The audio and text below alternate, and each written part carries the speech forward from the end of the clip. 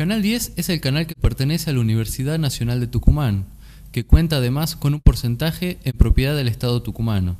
Con sus estudios situados en la avenida Conquija de Yerbabuena, Canal 10, además de producir y transmitir programas locales, emite contenidos de Canal 13, la TV Pública Nacional, Canal Encuentro, Paca Paca y Fútbol para Todos.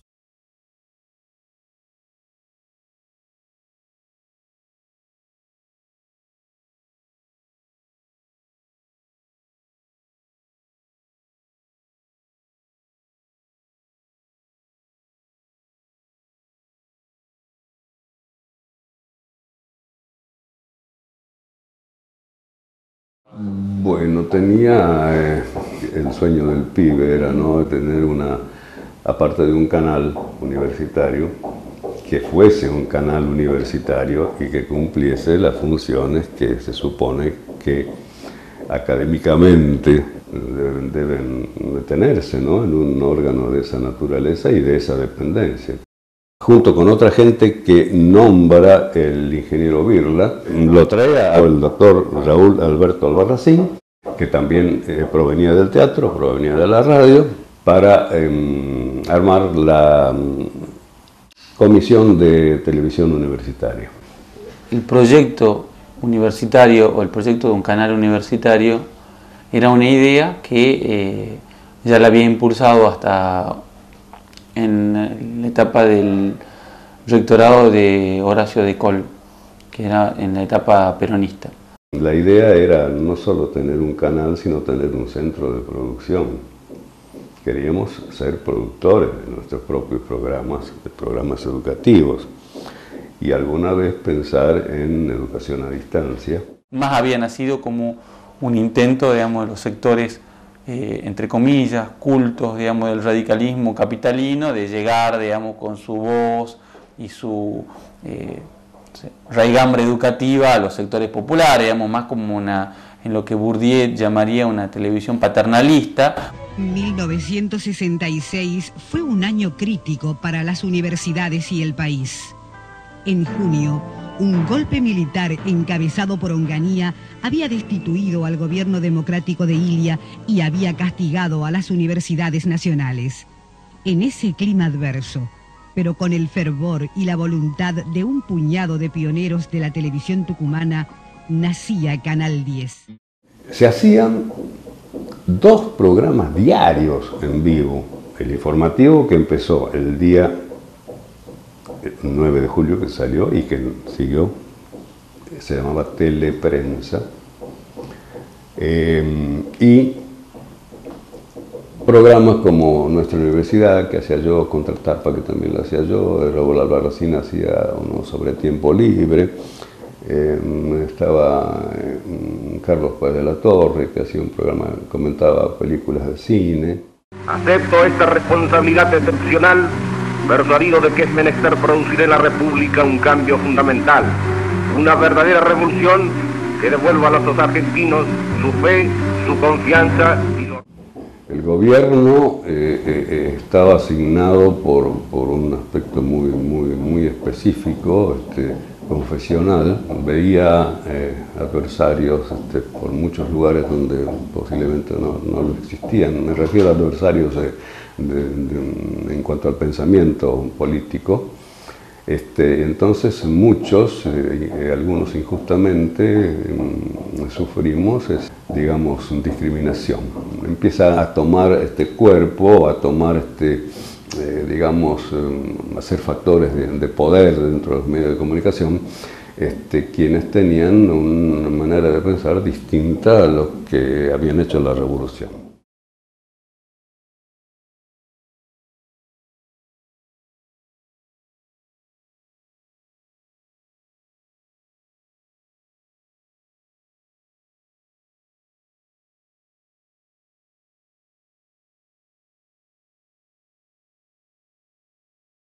Los problemas de la zona noroeste y en especial de la zona de Tucumán tienen una agudeza tal vez inédita. Señor rector, usted viene a elevar su renuncia al ministro Malek, ¿verdad? Efectivamente. Con todo ese clima, digamos, yo estoy vinculada al grupo que tiene relación con el doctor Heredia, con Pedro Heredia, que es el delegado interventor que pone Cámpora en la Universidad de Tucumán, ¿no? Y a mí la propuesta, digamos, para asumir la dirección de Canal 10 me llega después de una toma que hay del canal por grupos de la Juventud Peronista, y le pregunté a Fotia con quién tenía que trabajar, y ella en primer lugar, bueno, fue Gerardo Vallejo, que con los testimonios del azúcar, que son los que se pasaban como programa fijo, me acuerdo los días viernes, y después me mandaron un periodista para que dé las noticias del área de azucarera, que fue Vicente Guzzi, que para mí hasta hoy es como un hermano, digamos. Yo pensaba que los cambios también tenían que hacer desde dentro del canal, que había cosas que había que modificarse desde la organización misma. Teníamos la posibilidad de trabajar, digamos, todo grupalmente, ¿no? Yo no decidía las cosas arbitrariamente, ¿no? Pensaba que al fin había alcanzado, había tenido la posibilidad, después de tantas proscripciones, de que haber vivido en una universidad intervenida, de tanta censura, digamos, tener la posibilidad de expresarse, que bueno, uno se expresó, digamos. Bueno, yo voy un día, como digo, voy un día a trabajar y me encuentro que estaba de licencia. El interventor de la Universidad Nacional de Tucumán resuelve: artículo primero, autorizar a la directora de la televisora universitaria, profesora Estela María Garbarino, a realizar toda clase de gestión para el mejor cumplimiento de sus funciones y en consecuencia otorgarle licencia con goce de haberes a partir del día 6 del mes en curso. Hágase saber, tome razón dirección de personal y archívese.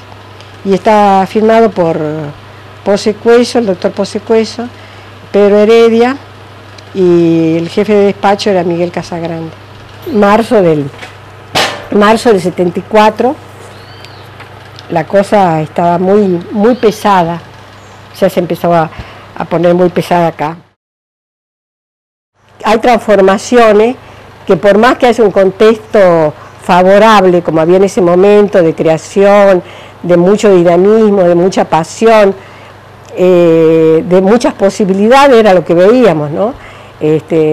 No nos habíamos dado cuenta que las sombras no se habían ido, digamos, seguían estando al lado de nosotros.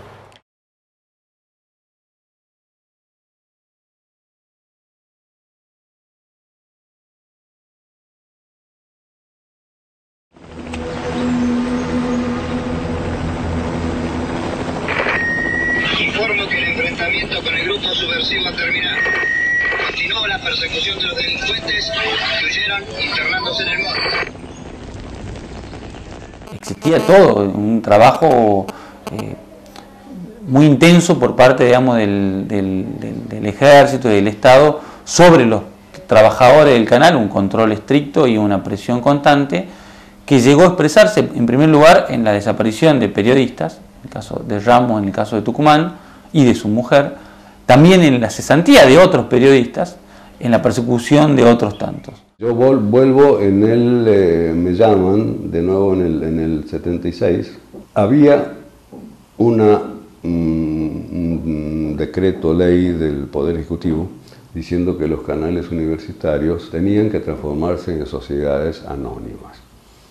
Entonces, acá, que lo teníamos al general Guzzi como gobernador. Durante la dictadura se va a producir quizá el hecho, podríamos decir, contrafundacional más importante de la historia del canal, que es la expropiación por parte de la provincia de Tucumán, dirigida por los militares, de una parte del paquete accionario, o sea, de una parte del canal.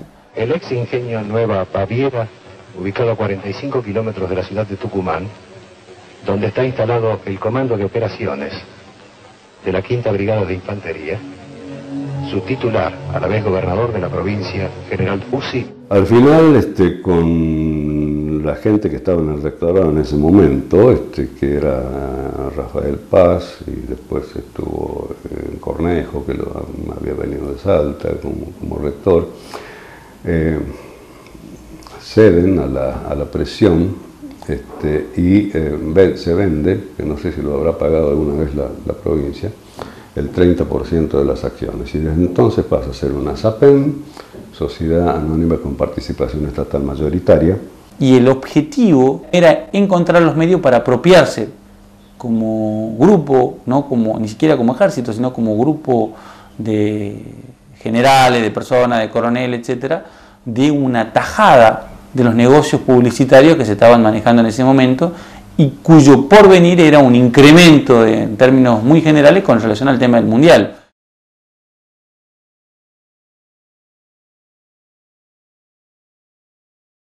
Recinto de la Cámara de Diputados, el nuevo presidente argentino. Ahora, la pregunta sería ¿por qué cuando en el 84, 83 cayó la dictadura, ¿no? Y volvió un gobierno democrático, no le exigieron la universidad a la provincia que le devuelva? Es que se establece una suerte de coexistencia pacífica, porque la provincia había quedado en manos del peronismo, en ese momento gobernaba Riera, y la nación, o sea las universidades, habían quedado en manos del radicalismo. Esa convivencia entre la nación y la provincia que tenía que darse, digamos, para el equilibrio de esta crisis post-dictadura, que con la posibilidad cierta, digamos, de la emergencia de rebeliones populares y de nuevos golpes de Estado durante toda una etapa, bueno, lo mantuvieron como al canal en una suerte de maritaje o contubernio entre ambos. Por otro lado, la universidad carecía de fondos para sostenerlo y recurría, y cada vez de manera más creciente, a la provincia y a lo que la provincia pudiera aportarle para poder sostener el canal, y eso así hasta prácticamente que encabezó su privatización en fines de la década del 90. El gobierno de la Nación Argentina cumplimenta esta noche 7 cabalísticas privatizaciones, 7 sectores estratégicos del quehacer nacional. Encaramos las privatizaciones de la televisión, de los teléfonos, de instalar el sistema del peaje. Nosotros hemos ideado un decálogo que dentro de unos días se conocerá, que es el decálogo menemista de la reforma del Estado. El mandamiento 1 son palabras de Menem, él no lo conoce aún. El mandamiento 1 está extraído de sus muchos discursos, dice así: nada de lo que deba ser estatal permanecerá en manos del Estado. Es una suerte de modelo que la universidad decide adoptar cuando ya a mediados de los años 90 no podía sostener sus propios presupuestos. Digamos, la crisis general estaba sacudiendo a las universidades, los presupuestos universitarios estaban congelados prácticamente. También existía la presión de las empresas de medios por comprar el canal y a elaborar un multimedio. Entonces esto pasa en el año 98 y durante prácticamente 7 u 8 años el canal funciona bajo el control de New Lines. Canal 10 nace como un canal íntegramente universitario.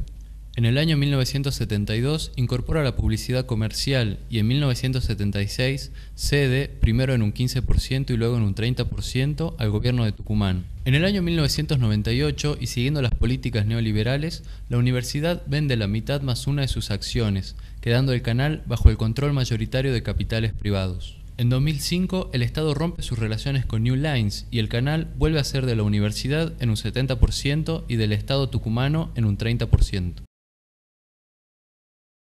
Pero nuevamente con un control mayoritario, como hemos visto hasta ahora, de la provincia, pese a tener un pequeño paquete accionario, tiene un control operativo del canal mucho más importante que el que tiene la universidad. Y esta es más o menos la etapa que actualmente está vigente, con algunas pequeñas modificaciones a partir de la ley de medios. Yo a veces no la conozco a profundidad, la ley de difusión, la nueva ley, ¿no? Tendrían que haber rescatado experiencias de este tipo, digamos. No por mí, digamos, sino por todos los compañeros que formaron parte, porque los que ya no están, como Ramos, por ejemplo, como tantos otros compañeros que la pasaron tan mal y que ya no están, digamos, ¿no?